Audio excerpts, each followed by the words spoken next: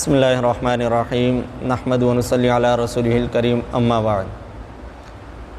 پچھلی ویڈیو میں آپ کے سامنے غسل کے واجبات کا جو چیزیں ہیں جن سے غسل واجب ہوتا ہے ان کا بیان ہوا تھا، لیکن وہ چیزیں صرف مرد کے لیے تھیں کہ مرد کے اوپر کب غسل واجب ہوتا ہے، کن صورتوں میں غسل واجب ہوتا ہے اور کن صورتوں میں غسل واجب نہیں ہوتا۔ آج کی ویڈیو میں آپ کے سامنے عورت کے غسل کی وجوب کی صورتیں بیان کرنا چاہتا ہوں۔ اس سے پہلے آپ حضرات سے ایک مؤدبانہ معذرت کرنا چاہتا ہوں کہ بعض لوگ ہو سکتا ہے یہ بات سوچیں سمجھیں کہ کیسی بات جو ہے وہ اس طرح سر عام کی جا رہی ہے، کھلے عام کی جا رہی ہے، تو یہ باتیں شرم کی ہیں یا چھپانے کی ہیں۔ تو یاد رکھیں کہ دین کے مسئلے میں، دین میں کوئی چیز پوشیدہ رکھنے کی نہیں، کوئی چیز چھپانے کی نہیں۔ اگر دین کی بات میں کوئی شرم کرتا ہے یا کوئی بات چھپاتا ہے تو وہ خائن ہے، وہ گناہ گار ہے۔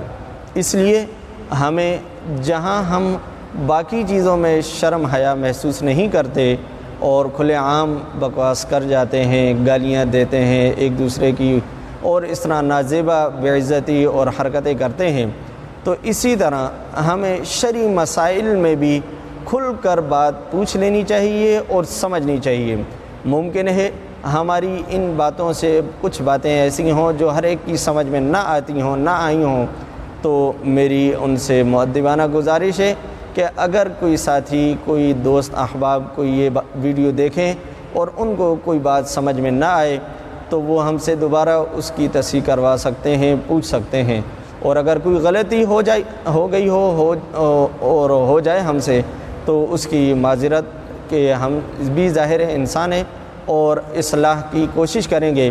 اگر ہم سے اس کی آگاہی ہوگی ہمیں اس کا بتا دیا جائے گا۔ تو چلتے ہیں آج کے اصل موضوع کی طرف۔ عورت کے غسل کی جو واجبات کی صورتیں ہیں کہ عورت پر غسل کن صورتوں میں واجب ہوتا ہے۔ کچھ صورتیں تو وہی ہیں جو مرد کی ہیں، جیسے ان میں سے ایک صورت جماع کی ہے اور دوسری صورت احتلام کی ہے، اور اسی طرح تیسری صورت جو ہے وہ منی کا شہوت سے کسی بھی صورت میں خارج ہونا، جیسے کہ ہم نے مردوں کے اس میں مزدنی کا بتلایا تھا۔ اسی طرح عورتوں کے ہاں بھی اپنے مختلف طریقے ہیں منی خارج کرنے کے، اور اس چیز کو جو ہے جس کو ہم یوں کہیں نفسانی لذت اور خواہش پورا کرنے کے، تو بہرحال وہ صورتیں جو عام مردوں کے ساتھ ہیں ان میں سے اکثر صورتیں عورتوں کے ساتھ بھی لاگو ہوتی ہیں۔ اس کے ساتھ ساتھ کچھ صورتیں الگ ہیں، کچھ چیزیں الگ ہیں جو عورتوں کے ساتھ خاص ہیں۔ یاد رکھیں پچھلی ویڈیو میں آپ حضرات کو بتایا تھا کہ مردوں کے اگلے عضو سے، اگلے مقام سے خارج ہونے والی 5 چیزیں ہیں اور عورت کی 8 چیزیں ہیں۔ 5 وہی چیزیں ہیں جو مردوں کی خارج ہوتی ہیں۔ ایک دفعہ دوبارہ ان کی یاد دہانی کراتا چلوں۔ سب سے پہلا پیشاب، دوسرا ہوا، تیسرا مزی، چوتھا منی اور 5واں ودی۔ یہ 5 چیزیں وہ ہیں جو مردوں میں بھی ہیں اور یہ 5 چیزیں عورتوں میں بھی ہیں، لیکن عورت کے ساتھ اس کے علاوہ 3 چیزیں اور بھی ہیں: حیض، نفاس، استحاضہ۔ ہا یا ضاد، حیض، استحاضہ اور نفاس۔ نفاس جو ہے ان کی بالتفصیل سن لیں۔ حیض جو ہے یہ وہ خون ہے جو رحم سے مادے کے خارج ہوتا ہے۔ یاد رکھیں کہ یہ ایک مخصوص وقت میں مخصوص وقت تک خارج ہوتا ہے، مخصوص وقت میں ہوتا ہے اور مخصوص وقت تک ہوتا ہے، اور یہ بالغ عورت کو ہوتا ہے۔ سب سے پہلے یہ سمجھ لیں کہ عورت بالغ 9 سال سے زیادہ کی عمر میں ہوتی ہے۔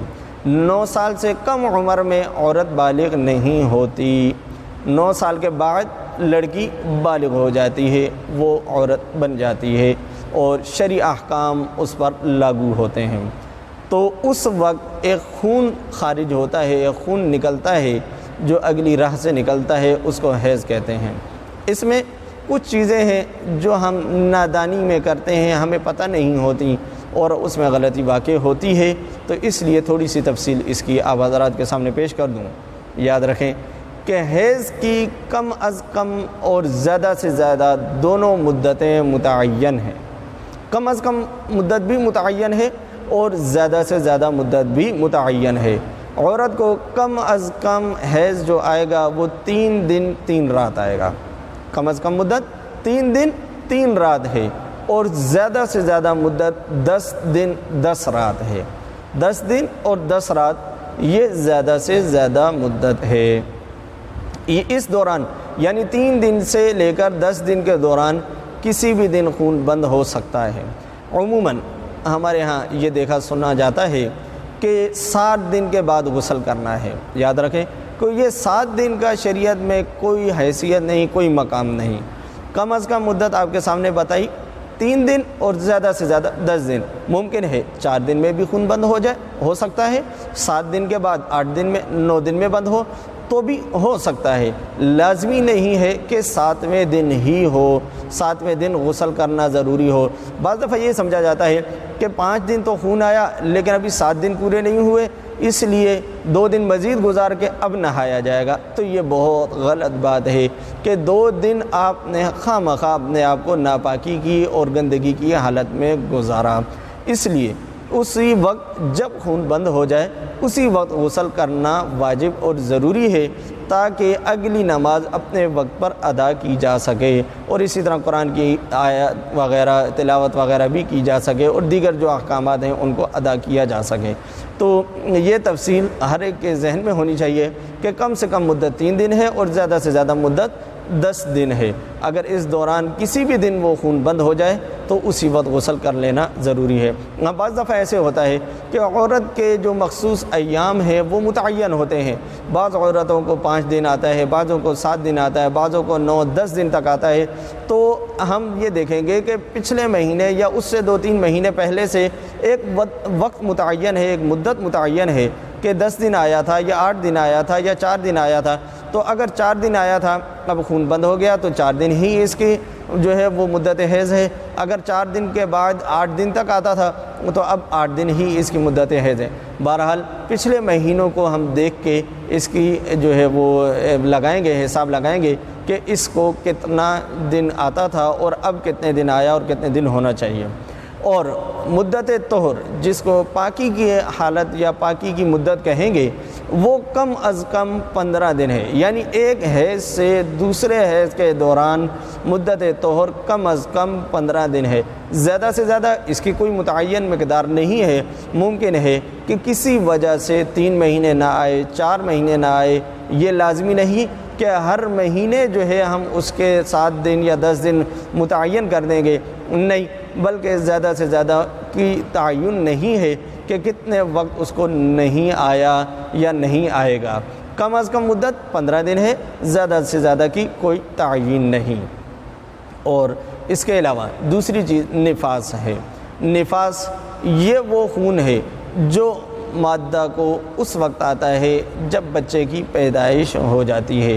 جب بچہ مکمل طور پر دنیا میں آ جاتا ہے تو اس وقت ایک خاص خون خارج ہوتا ہے جو اصل میں جب تک بچہ ماں کے پیٹ میں ہوتا ہے اور وہ ماں کی غذا بن رہا ہوتا ہے، جب بچہ دنیا میں آ جاتا ہے تو وہ جو زائد خون ہوتا ہے وہ خارج ہوتا ہے، اور اس میں یہ چیز ممکن ہے کہ بچے کی پیدائش کے بعد وہ خون بالکل نہ ہو یا تھوڑا ہو یا بہت زیادہ ہو اور بن رہا ہو، تو یہ تمام صورتیں ممکن ہیں۔ یہ تفصیل اس لیے آپ کے سامنے پیش کی کہ اگلا حکم اسی پر لاگو ہوتا ہے۔ یاد رکھیں کہ نفاس کی کم از کم مدت کا کوئی تعین نہیں۔ یہ بھی ممکن ہے کہ رحم میں کوئی خون باقی ہی نہ ہو، بالکل صاف ہو گیا ہو تو ایک لمحے کے لیے بھی خون نہ خارج ہوا ہو، 1 دن یا 2 دن کے لیے خارج ہو گیا ہو، تو بس اس کا نفاس اتنا ہی ہے، اور زیادہ سے زیادہ مدت اس کی 40 دن ہے۔ کم از کم کوئی تعین نہیں کہ کتنے دن آئے، اور زیادہ سے زیادہ کا تعین ہے کہ زیادہ سے زیادہ مدت اس کی 40 دن ہے۔ ہمارے ہاں اس میں بھی ایک غلطی پائی جاتی ہے، اس کو بھی ایک غلط طریقے سے لیا جاتا ہے کہ عورت کو ہم 40 دن سے پہلے غسل کرنا جائز نہیں سمجھتے، اور اس کے لیے عبادات اور نماز وغیرہ کی ادائیگی کو ہم جائز نہیں سمجھتے۔ یہ مسئلہ بہت اہم ہے کہ ہم اس چیز میں بہت زیادہ لاپرواہی کرتے ہیں، نہ واقفیت کی، لا علمی کی وجہ سے۔ اس لیے ہمیں اس چیز کا اوپر جو ہے وہ اپنی تحقیق کرنی چاہیے، ہمیں پتہ کرنا چاہیے، معلوم کرنا چاہیے کہ اس کی اصل جو وقت کی مقدار ہے، تعین ہے، وہ کتنا ہے۔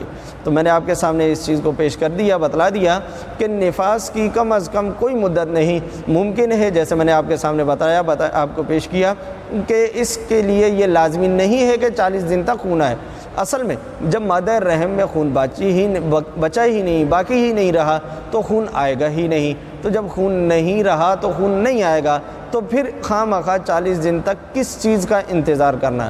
اس لیے بہت دفعہ، اور خصوصاً اس زمانے میں چونکہ کمزوری اور اس طرح کی بہت ساری جو ہے وہ معاملات پیش آ رہے ہیں کہ عورت کو 40 دن بہت دور ہو جاتا ہے، 20-22 دن 25 دن تک خون آئے گا یا اس سے بھی کم آئے گا اور پھر خون بند ہو جائے گا، لیکن ہماری لاپرواہی کی وجہ سے وہ 40 دن تک، چاہے وہ 20 دن آگے بنے، 15 دن بنے، 10 دن بنے، وہ اتنے دن بے غسل کیے ناپاکی کی حالت میں رہے گی اور بغیر نماز کے اور بغیر تلاوت کے وقت گزارے گی۔ یہ انتہائی زیادہ گناہ کی بات ہے اور غلط بات ہے، اس لیے اس کی تفصیل آپ کے سامنے پیش کی۔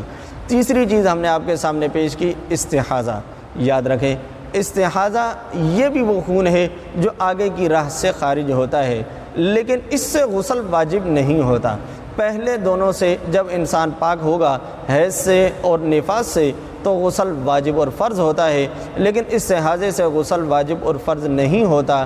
یہ خون اصل میں ایک بیماری کی وجہ سے کہہ لیں، ایک نقص کی وجہ سے کہہ لیں کہ یہ اس سے خارج ہوتا ہے، اور اس کی پہچان یہ ہے کہ میں نے آپ کے سامنے 2 باتیں پیش کی، ایک تو حیض اور ایک نفاس۔ نفاس کا تو ایک خاص متعین وقت ہے، نفاس ایک وقت کے ساتھ جو ہے خاص ہے، لیکن حیض یہ عام حالت میں ہر مہینے آتا ہے۔ اس کی ایک مقدار میں نے آپ کے سامنے پیش کی کہ 3 دن سے کم نہیں ہوگا، 10 دن سے زیادہ نہیں ہوگا۔ اب اگر 3 دن سے کم ہو تو وہ کیا ہوگا؟ یہ وہ استحاضہ ہے، یا 10 دن سے زیادہ ہوگا تو 10 دن کے بعد جو ہے وہ استحاضہ ہوگا۔ اگر اس کی ایک مقدار متعین ہے کہ اس کو 6-7 مہینے، 8 مہینے، سال یا 2 مہینے جو ہے وہ 3-4 دن آتا رہا، 7 دن آتا رہا، اب اس کا 10 دن سے زیادہ ہو گیا، تو اس کا ہم 7 دن یا 8 دن جو اس کی مدت حیض تھی وہ ہم اس کی مدت حیض شمار کریں گے، باقی 9ویں دن سے 9، 10، 12، 14 جتنے دن آئے گا وہ ہم اس کی حالت استحاضہ سمجھیں گے کہ یہ اس کو زخم کی وجہ سے یہ واقع ہوا۔ یا اسی طرح میں نے مدت طہر آپ کے سامنے پیش کی کہ 15 دن سے کم مدت طہر نہیں، 15 دن کم از کم ہے، تو 15 دن سے پہلے یعنی 10 دن مدت طہر تھی، ایک حیض ختم ہوا، 10 دن گزرے، دوبارہ حیض آ گیا، دوبارہ خون آ گیا، تو یاد رکھیں کہ وہ حیض نہیں ہے، وہ استحاضہ ہے۔ استحاضہ کے کیا احکام ہیں؟ اس سے ایک تو وضو ٹوٹ جاتا ہے، دوسرا اس کا معذور کا حکم ہے، انشاءاللہ وہ معذور کے احکام میں آپ کے سامنے پیش کریں گے۔ اللہ ہم کو سمجھ عطا فرمائے۔ وآخر دعوانا ان الحمد للہ رب العالمین۔